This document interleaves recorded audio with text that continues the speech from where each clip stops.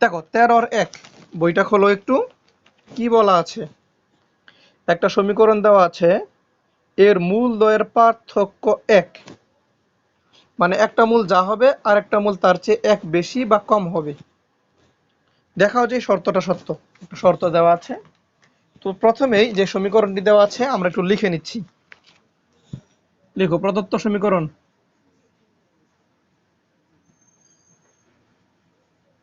কি লেখা আছে? X square plus p x plus q, x square plus p x plus q equal to 0। 1 নং দিলাম। তাহলে একটি মূল ধরবো আমরা আলফা, আরেকটি মূল তাহলে কত হবে?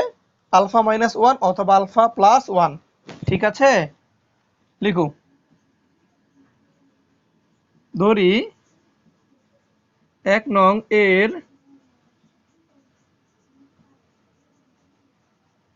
মূলদ্বয়, তাহলে একটা ধরো আলফা আর একটা ধরো বলেছি কি পার্থক্য 1, তার মানে আলফা প্লাস 1 ধরে নিলাম আমরা।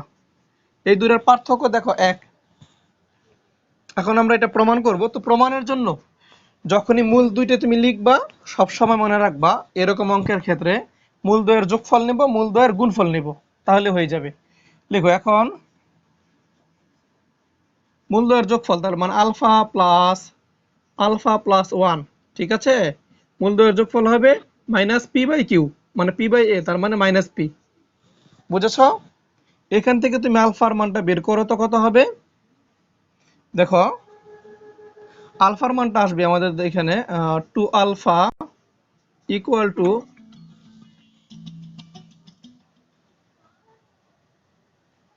দেখো মাইনাস পি মাইনাস 1, তার মানে আলফার মান তুমি পাচ্ছ মাইনাস পি প্লাস 1/2, তাই না? এটাকে তুমি 2 নং দিয়ে রাখো। এ পর্যন্ত কি সমস্যা আছে? এবং দিয়ে লিখো এবার গুণফল। এই মূল দ্বয়ের গুণফল alpha into alpha plus 1 equal to, এটা হবে সি বাই এ, তার মানে এখানে হবে কিউ বাই 1, মানে কিউ। এখন তুমি এটাকে একটু গুণ করে দাও। Alpha square plus alpha equal to q. এখন তুমি 2 নং থেকে আলফার মানটা এখানে বসিয়ে দাও। তাহলে তোমার আলফা স্কোয়ার, মানে এইটাকে তুমি স্কোয়ার করবা। ব্যাপারটা হলো এরকম। এ হলো আলফা স্কোয়ার প্লাস আলফা, আর আলফার মান দেখো এরকম minus p plus 1/2 equal to q. এটাকে সরল করলে শর্তটা মিলে যাবে। এটাকে তুমি একটু সরলীকরণ করো, নিচে হবে 4, এখানে হয়ে যাবে p plus 1 whole square minus, এটা যথারীতি এমনই থাকছে, p plus 1/2 equal to q. আমরা একটু এই পাশে ক্যালকুলেশন করি। এখানে লসাগু করো। এখন তুমি যদি লসাগু করো কি পাচ্ছ? লসাগু হবে 4, এখানে হবে পি প্লাস 1 হোল স্কোয়ার। তুমি চাইলে সূত্রটা ভেঙেও লিখতে পারো, সমস্যা নেই। Minus 2 into p plus 1 equal to q. দেখো এবার আমরা একটু কোনাকুনি গুণ করব। তার আগে সূত্রটা চলো আমরা একটু ভেঙে দেই। হ্যাঁ, তাহলে এখানে সূত্র বাংলা হবে পি স্কোয়ার প্লাস 2p। না, শর্তটা মিলাবা। দেখো এখানে একটা শর্ত দেওয়া আছে, এই শর্তটা তুমি মিলাবে। এই যে লিখে দেওয়া আছে, প্রশ্নটা পড়ো। P square plus 4q square, এই যে এটা মিলাতে হবে তোমার। P square plus 4q square equal to 1 plus 2q whole square, তোমার এটা ম্যাচ করতে হবে। বুঝেছো? তাহলে এটাকে ক্যালকুলেশন করো এখন।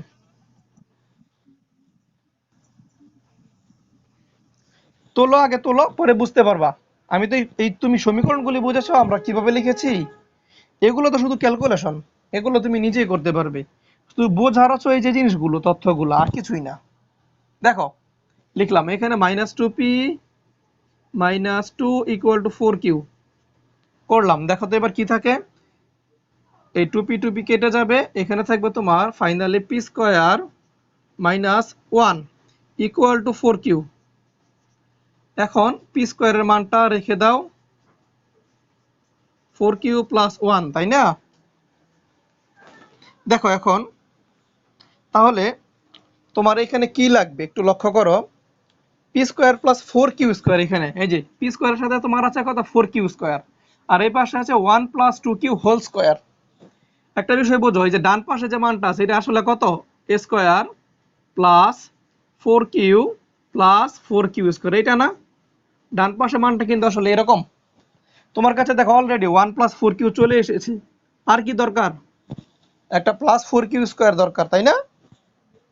তাহলে আমরা উভয় পক্ষে চলো 4q স্কোয়ার যোগ করে দেই।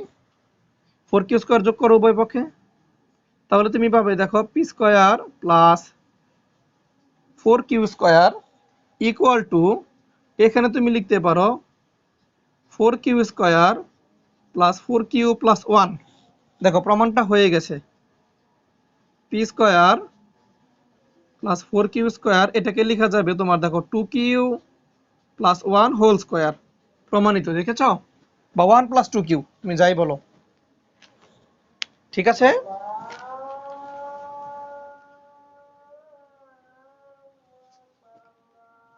অঙ্কটা কি বুঝেছো সবাই? হ্যাঁ, যদি সবার লেখা হয়ে থাকে আমি একটু মুছে দিচ্ছি, অন্তত পক্ষে এক পাশ দিয়ে মুছি।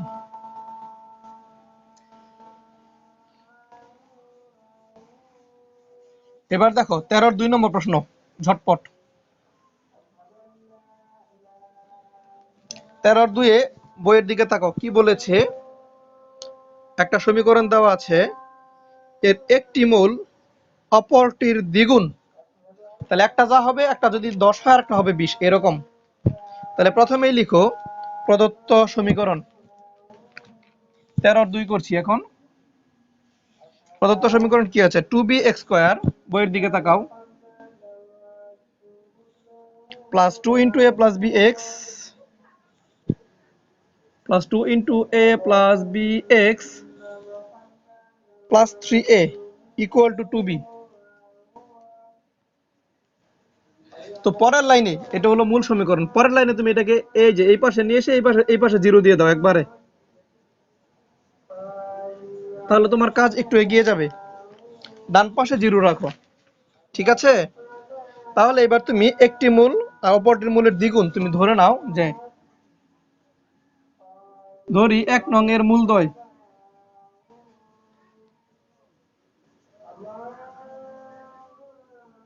একটা ধরো আলফা আর একটা তাহলে হবে 2 আলফা, তাই না?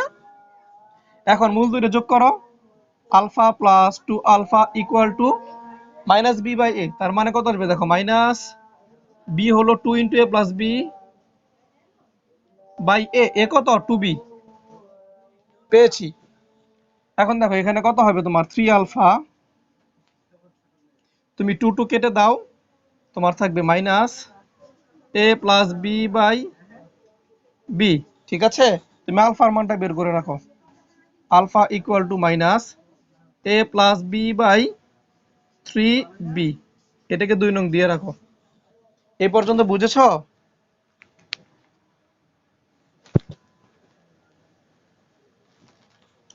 এ পর্যন্ত কি ক্লিয়ার সবার কাছে?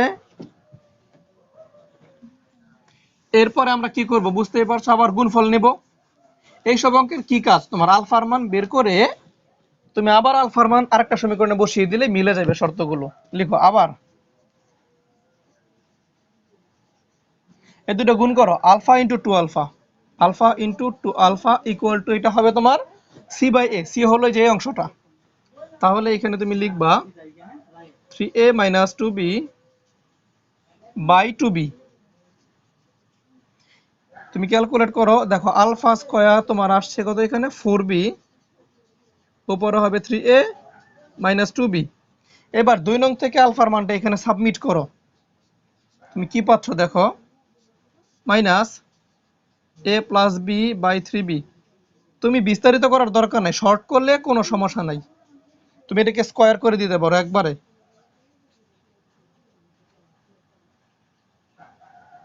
হয়ে গেল। এবার এটাকে একটু সিম্পলিফাই করো, ঠিক আছে? চলো আমরা একটু সিম্পলিফাই করি এই পাশে। হ্যাঁ বলো, হ্যাঁ বলো, হ্যাঁ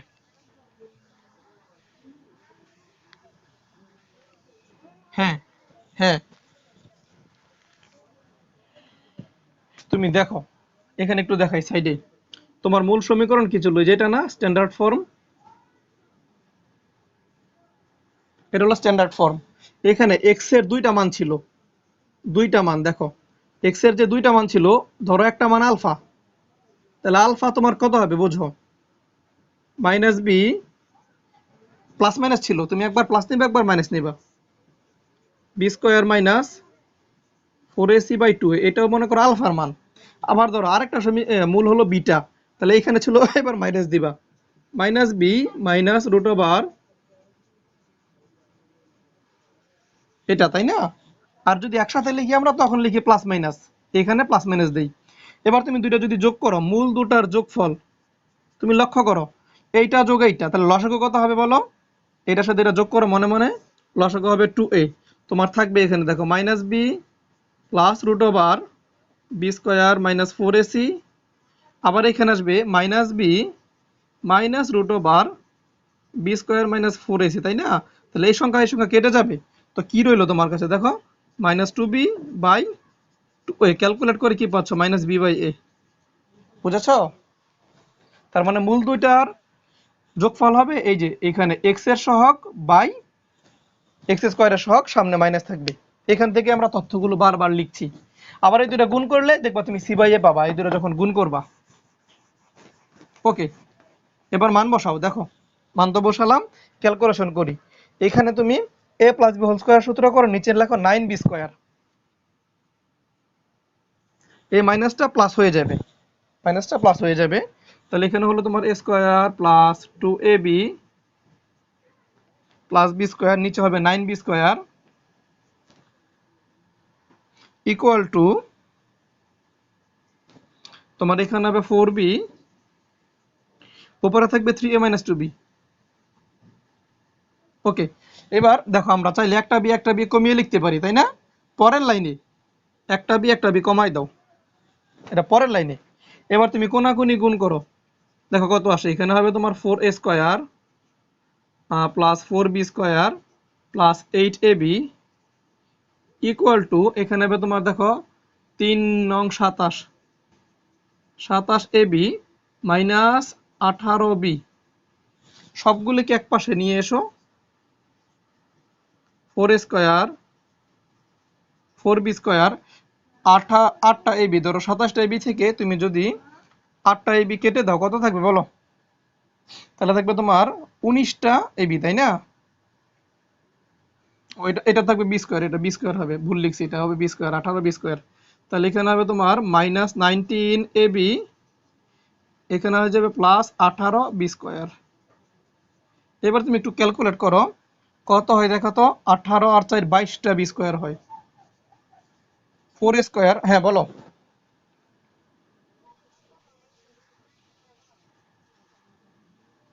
ওই যে একটা বি থাকে এখানে, আবার এখানে একটা বি স্কোয়ার হয়, এই যে একটা 4b থাকে, বি কেটে দিয়েছি একটা, আমি একটু সংক্ষেপ করেছি।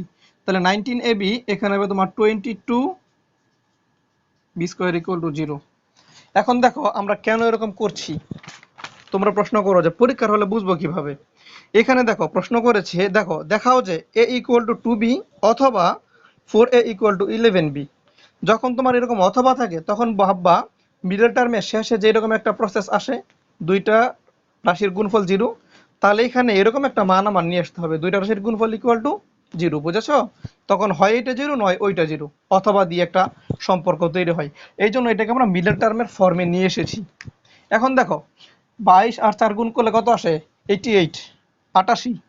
তাহলে গুণ যোগ বা বিয়োগ করে 19 হবে, গুণ করলে হবে 88, কত হয় চিন্তা করো তো, 88, 8 11 88, দেখো 4a স্কোয়ার মাইনাস 8ab, এখানে হবে minus 11ab plus 22b square equal to 0।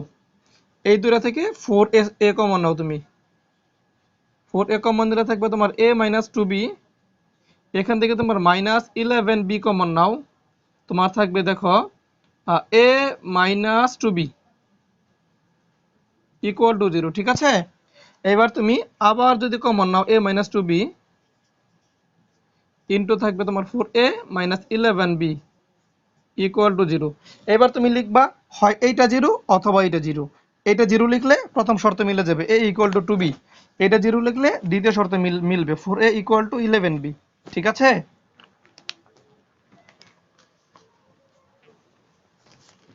কারো কোনো প্রশ্ন আছে?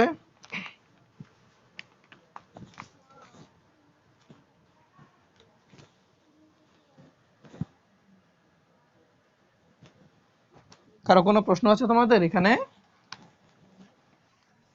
তাহলে আমরা একটু দ্রুত, হ্যাঁ, আজকে তো অনেকগুলি অঙ্ক হাতে নিয়েছি, দেখি কতটুকু করা যায়। আমরা একটু 3 নম্বরে চলে যাব ঝটপট। লেখা না হলে স্ক্রিনশট নিয়ে রাখবা, হ্যাঁ। দেখো 3 নম্বরে কি বলেছে, একটা সমীকরণের মূলদ্বয় ক্রমিক পূর্ণ সংখ্যা। ক্রমিক সংখ্যা মানে একটা যা হবে পরেরটা তার চেয়ে এক বেশি হবে, পরেরটা তার চেয়ে এক বেশি হবে, এরকম। এটা হলো ক্রমিক, 1/1। ক্রমিক পূর্ণ সংখ্যা হলেই সমীকরণটা প্রমাণ করো, একটা শর্ত দিয়েছে, তাই না? খুব সহজ, আগের মতোই প্রদত্ত সমীকরণ কি লিখেছে, x square minus p x plus q equal to 0 1 নং দিয়ে দাও। তুমি একটা মূল ধরো আলফা, লিখো ধরি 1 নং এর আগের মতোই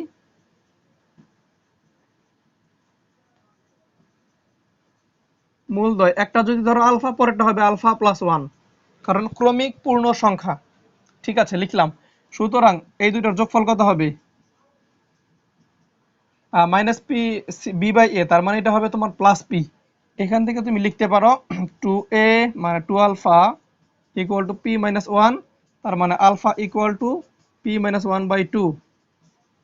2 নং আবার দুইটা গুণ করো এবং দিয়ে alpha into alpha plus 1 equal to তোমার আসবে তাহলে কিউ বাই 1 মানে কিউ। ক্যালকুলেট করো, alpha square plus alpha equal to Q. এবার তুমি এখান থেকে আলফার মানটা বসিয়ে সরল করলেই এই সমীকরণটা মিলবে, শর্তটা একটু নিজেরা করে নিবে চেষ্টা করে।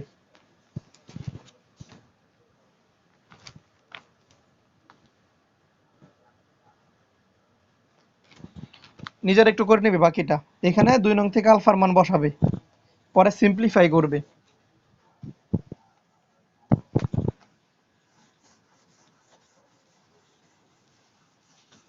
ঠিক আছে, আমরা দেখো 4 নম্বর প্রশ্নটা পড়ি। দুটি সমীকরণ দেওয়া আছে আমাদের, বলা আছে এই দুটি সমীকরণের মূল দুটির পার্থক্য একটি ধ্রুব রাশি। ধ্রুব রাশি মানে কি, ধরো একটা মূল, প্রথম সমীকরণের একটা মূল 10, ধরো আরেকটা মূল হলো 15, তাহলে মূল দ্বয়ের পার্থক্য, ঠিক আছে, পার্থক্য কত হবে 5। 5 কি একটা ধ্রুব সংখ্যা না? ঠিক আছে, তাহলে তুমি এমন ভাবে নিবা যেন মূল দ্বয়ের পার্থক্য হয় ধ্রুব সংখ্যা। আবার দ্বিতীয় সমীকরণের মূল দ্বয়ের পার্থক্য ধ্রুব সংখ্যা। কিন্তু এখানে একটা বিষয় তুমি মনে রাখবে, এই যে ধ্রুব সংখ্যা বলা হচ্ছে পার্থক্য, এই ধ্রুবকটা সেম হবে দুই ক্ষেত্রেই। ধরো প্রথম সমীকরণের মূলদ্বয় হলো 10 আর 15, পার্থক্য হলো 5, তাহলে দ্বিতীয় সমীকরণের মূলদ্বয় হতে পারে এরকম 20 আর 25, এখানেও পার্থক্য 5, মানে দুই সমীকরণের মূলদ্বয়ের পার্থক্যই সমান হবে। এখানেও পার্থক্য 5, এখানেও পার্থক্য 5। বুঝেছ শর্তটা এমন? তাহলে দেখো আমরা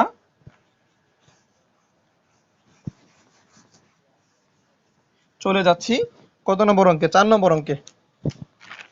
তাহলে 4 নম্বরে প্রদত্ত সমীকরণ দ্বয়, দুটা সমীকরণ দেওয়া আছে। কি কি সমীকরণ, x square minus b x plus c equal to 0,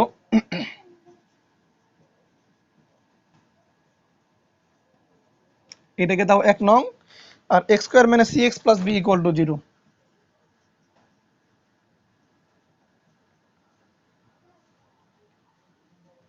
এখন তুমি এখানে একটা বিষয় লক্ষ্য করো তো একটু, শুরুতেই 1 নং আর 2 নং এ যদি বি আর সি সমান হয়ে যায়, তাহলে কি সমীকরণ দুটা সেম হয়ে যাবে না?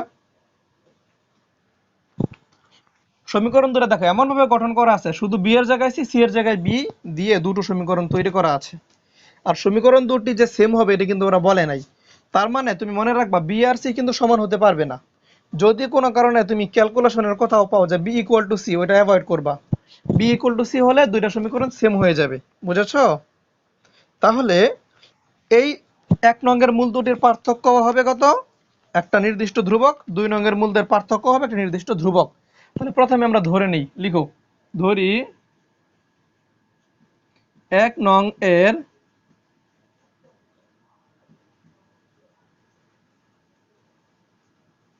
মূলদ্বয় আলফা বিটা। আলফা বিটা, তাহলে আলফা প্লাস বিটার মান কত বলো? Alpha plus beta equal to minus b by a, তার মানে এখানে হবে প্লাস বি, তাই না? আরেকটা হবে আলফা বিটার মান কত বলো? আলফা বিটা হবে তোমার এখানে সি। ঠিক আছে, ওকে। তাহলে দেখো শর্ত মতে এই মূল দুটির পার্থক্য কত হবে? একটা নির্দিষ্ট ধ্রুব সংখ্যা। তাহলে আমরা লিখতে পারি আলফা মাইনাস বিটা, ওইখানে অবশ্যই লিখে দিবা সাইডে আলফাটা আমরা বড় ধরছি, alpha is greater than beta. নইলে বিয়োগ কোনটা থেকে কোনটা করবো এটা একটা প্রশ্ন। আলফাটা বড় ধরেছি, আলফা থেকে বিটা বিয়োগ করলে আমরা পাবো কে। এখানে সাইড নোটে লিখবা কে একটি ধ্রুবক, বলেছে তো ধ্রুব সংখ্যা হবে, এটা লিখে দিবা। ঠিক আছে, এবার দেখো আমরা এখানে এই যে আলফা প্লাস বিটা আর আলফা বিটা ব্যবহার করতে যাই এই অংশটার মধ্যে। কিভাবে করব? একটা বর্গ করো তুমি উভয় পক্ষে, বর্গ করলে পাবো alpha minus beta whole square equal to K square. Side note দিবা বর্গ করে। এবার তোমার তো আছে মাইনাস, কিন্তু তোমার প্রয়োগ করতে হবে আলফা প্লাস বিটা। তাহলে A minus B whole square থেকে এ প্লাস বিতে আসার জন্য 4ab এর সূত্র লাগবে, তাই না? দেখো A minus B whole square equal to আমরা জানি A plus B whole square minus 4ab equal to K square থেকে যাবে। বুঝেছ? এবার মান বসাও তুমি, আলফা বিটার মান কত আছে বলো? বি, তার মানে হবে B square minus 4 alpha beta মানে 4c equal to K square. একটা অংশ আমরা পেলাম, এটাকে আমরা 3 নং দিয়ে রাখলাম। আবার তুমি একই কাজ 2 নংয়ের জন্য করবা, ঠিক একই কাজ লিখবা। আবার ধরি 2 নং এর মূলদ্বয়, এবার ধরো তুমি আলফা বিটা তো ধরে ফেলছো, এবার ধরো গামা আর একটা ধরো ডেল্টা। আবার এইখানেও লিখে দিবা গামাটা ডেল্টার চেয়ে বড়। ওকে, তাহলে বলো গামা প্লাস ডেল্টার মান কত? এই যে গামা প্লাস ডেল্টা, এটার মান আসবে তোমার কত? দেখো এখান থেকে সি। আবার গামা ডেল্টার মান গামা ইন্টু ডেল্টা, এটার মান আসবে তোমার কত? বি। আমরা পেলাম। এই পাশে চলো লিখি এবার শর্ত মতে এই মূল দুটির পার্থক্য হবে এই যে এখানে যে পার্থক্য পেয়েছিলাম কে, একই সংখ্যা। তাহলে এখান থেকেও তোমার লিখতে হবে gamma minus delta equal to K. ঠিক আছে, আবার কিভাবে বর্গ করো? তাহলে gamma minus delta whole square equal to K square. আবার 4ab এর সূত্র প্রয়োগ করো, gamma plus delta whole square minus 4 gamma delta equal to K square. এবার মান বসাও, গামা প্লাস ডেল্টার মান হলো সি, তাহলে এখান থেকে আমরা লিখবো C square minus 4 gamma delta, তার মানে 4b। এটাকে দাও তুমি 4 নং সমীকরণ। এবার লক্ষ্য করো 3 নং ও কে স্কোয়ারের মান এইটা, 4 নং ও কে স্কোয়ারের মান এইটা। তাহলে 3 আর 4 থেকে কি আমরা বলতে পারি এই অংশ আর এই অংশ সমান? বলা যাবে না। লিখি 3 ও 4 নং হতে, তাহলে এটা কে স্কোয়ারের মান, এটা কে স্কোয়ারের মান। আমরা লিখে দেব B square minus 4c equal to C square minus 4b, লিখে ফেললাম। এবার একটু সিম্পলিফাই করার জন্য আমরা একটা কাজ করি, চলো সবগুলো এক পাশে নিয়ে আসি। তাহলে B square minus C square, এটাকে নিয়ে আসো, plus 4b minus 4c equal to 0। এটাকে সূত্র ভাঙিয়ে দাও, বি প্লাস সি ইন্টু, এখান থেকে 4 কমন নাও, ইকুয়াল টু 0। আবার তুমি বি মাইনাস সি কমন নিয়ে নাও, তাহলে থাকবে তোমার B plus C plus 4 equal to 0, তাই না? এবার তুমি লিখবা এত নট ইকুয়াল টু 0, কারণ কি এটা যদি 0 হয় তাহলে বি আর সি সমান হয়ে যাবে, তাই না? আর বি আর সি সমান হয়ে গেলে 1 নং আর 2 নং একই সমীকরণ হয়ে যাবে। এই জন্য এই অংশে লিখতেছি, দেখো এই পাশে বেশি জায়গার দরকার নাই, লিখো এখানে b minus C not equal to 0, কারণ লিখবা, আচ্ছা এইভাবে দাও, এটাই লিখো, কারণ b ইকুয়াল টু সি হলে সমীকরণ দ্বয় প্রদত্ত সমীকরণ দ্বয় একই হবে বা অভিন্ন হবে, ঠিক আছে। এই জন্য দুইটাকে ভিন্ন রাখার জন্য বি আর সি সমান হবে না, আর সমান না হলে কি হবে, শূন্য হবে না, তাহলে বি প্লাস সি, সুতরাং আমরা লিখতে পারি B plus C plus 4 equal to 0। এটাই হলো তোমার সেই শর্ত প্রমাণ করতে যেটা বলেছি। এক নজরে দ্রুত একটু দেখে ফেলো। 13 আমরা লাস্ট অঙ্কে যাব, 13 নংয়ের লাস্ট।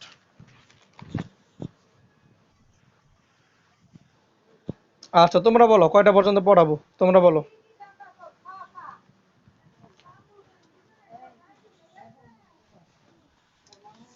আজকে কি একটু আর্লি ছাড়লে ভালো হবে নাকি বলো? আচ্ছা ঠিক আছে, তাহলে আমরা একটু আরেক দুই একটা অঙ্ক ছোট ছোট করে ছুটি দিয়ে দেবো, হ্যাঁ। এটুকু তো আশা করি বুঝেছি, মুছে দিই। আমরা একটু দ্রুত শেষ করার চেষ্টা করছি, বেশি অঙ্ক ঠিক আছে করব না, নেক্সট ক্লাসে প্রয়োজনে একটু দেখে নেব আমরা। 5 নম্বরটা একটু দেখি চলো, 13-র 5। তোমাকে কি বলেছে লক্ষ্য করো, বলেছে দুইটি সমীকরণ দেওয়া আছে, এই সমীকরণের মূলদ্বয়ের, প্রথম সমীকরণের মূলদ্বয়ের অনুপাত যা হবে দ্বিতীয় সমীকরণের মূলদ্বয়ের অনুপাতও তাই হবে, ঠিক আছে। তাহলে দুইটি সমীকরণের মূলদ্বয়ের অনুপাত সমান, তাহলে লিখো সমীকরণ দ্বয়, প্রদত্ত সমীকরণ দ্বয়, সংক্ষেপে লিখছি আমরা।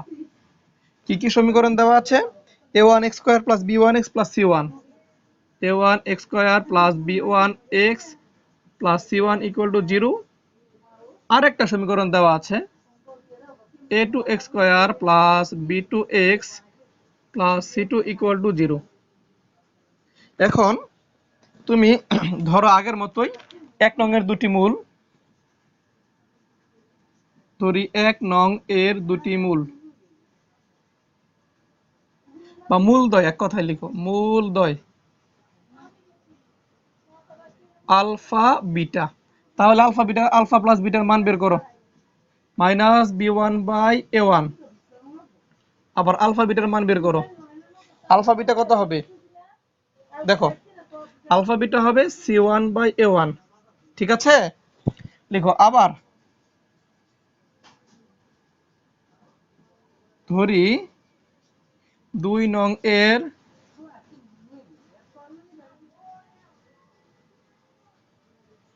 মূলদ্বয় গামা ডেল্টা, সুতরাং গামা প্লাস ডেল্টা কত হবে দেখো, মাইনাস b2 বাই a2, আর গামা ইন্টু ডেল্টা কত হবে c2 বাই a2, নাকি?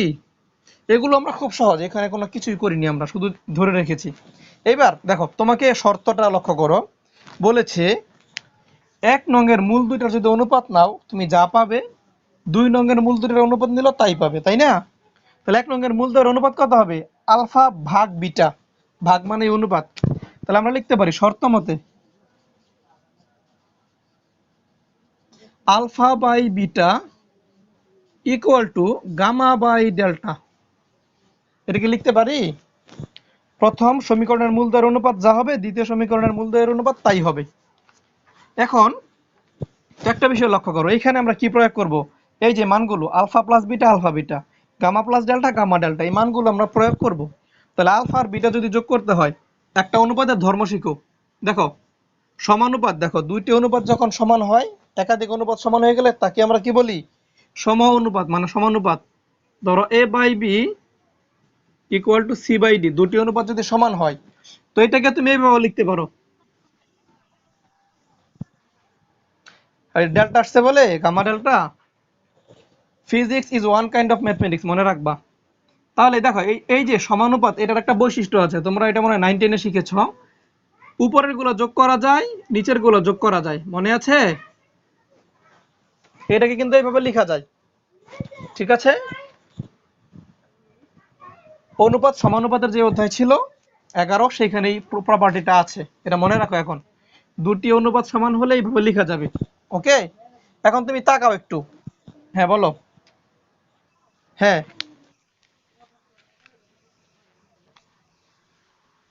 হ্যাঁ সেটা বলছি, দেখো কোনটা ইউজ করব। আমরা যদি যোগফল নেই, দেখো এরকম একটা মান চলে আসবে, দেখছো আলফা বিটা, বোঝা নাই? এখানে তো বিয়োগফলের কোনো কাজ নাই, আছে? তো এখান থেকে আমরা দেখে বুঝতে পারছি যে এই প্রপার্টিটা এখানে ব্যবহার করা যাবে।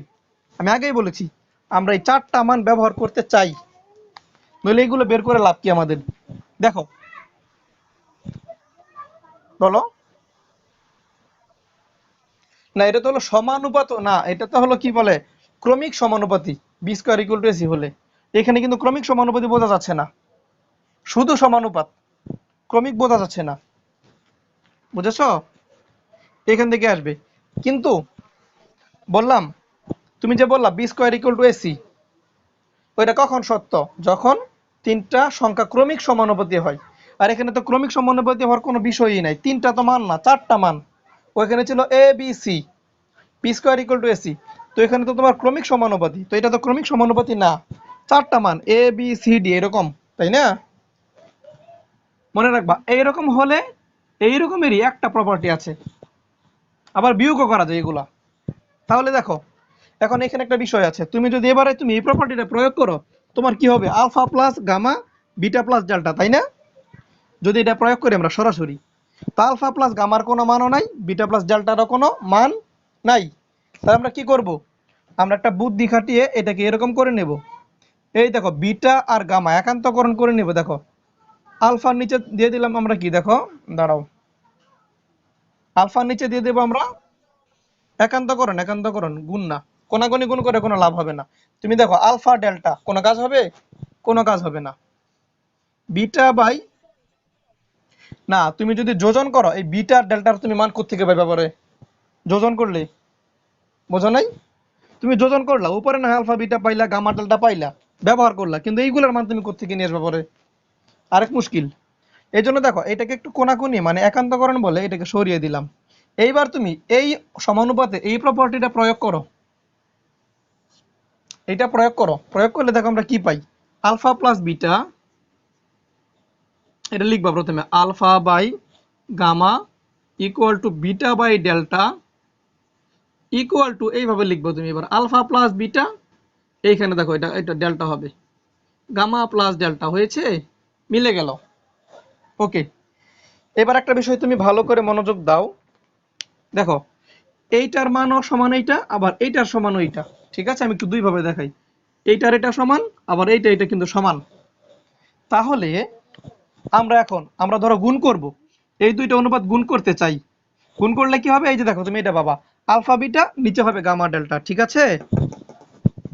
এটা আমরা বুঝবো কিভাবে সেটা বলছি। এখন এই দুটো গুণ করবা, গুণ করলে তোমার আলফা বিটা পাবা, আবার গামা ডেল্টা পাবা। তাহলে লক্ষ্য করো, এই দুটো অনুপাত গুণ করছি, তাহলে উপরে হবে আলফা বিটা, নিচে হবে গামা ডেল্টা। তাহলে দেখো এইটার মানও এইটা, আবার এইটার মানও এইটা, তার মানে কি এই দুইটা গুণ করার মানে এইটার সাথে এইটা আবার গুণ করা, তাই না? হোল স্কয়ার হয়ে যাবে, alpha plus beta gamma plus delta, এখানে হোল স্কয়ার হয়ে যাবে তোমার। That's it. এই পর্যন্ত দেখো ক্লিয়ার কিনা?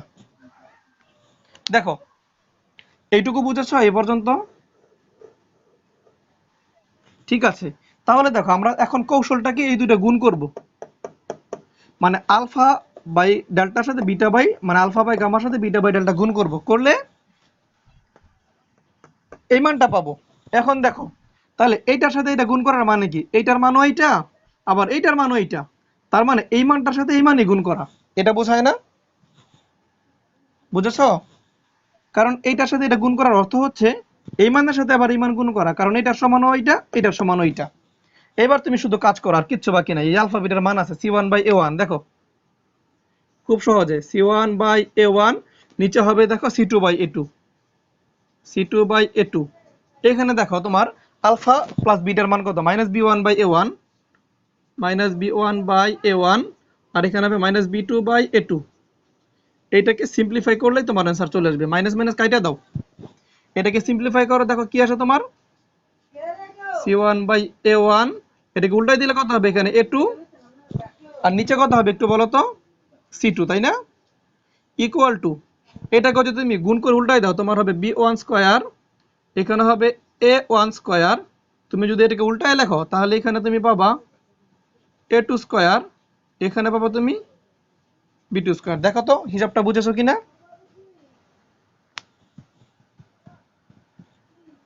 আমরা একটু শর্ট করেছি ক্যালকুলেশনটা, ঠিক আছে? এইটাকে ঠিক রেখে উল্টাই দিয়েছি। এই পর্যন্ত ক্লিয়ার কিনা আমাকে একটু জানাও।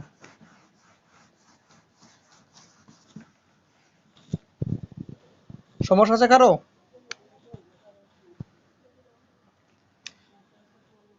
এবার দেখো আমরা এই যে A1 একটা A1 কেটে দেব, আবার উপর থেকে দেখো A2 একটা A2 কেটে দেব, তাহলে কি থাকে একটু তাকাও। C1 বাই এখানে থাকবে তোমার অনলি দেখো C2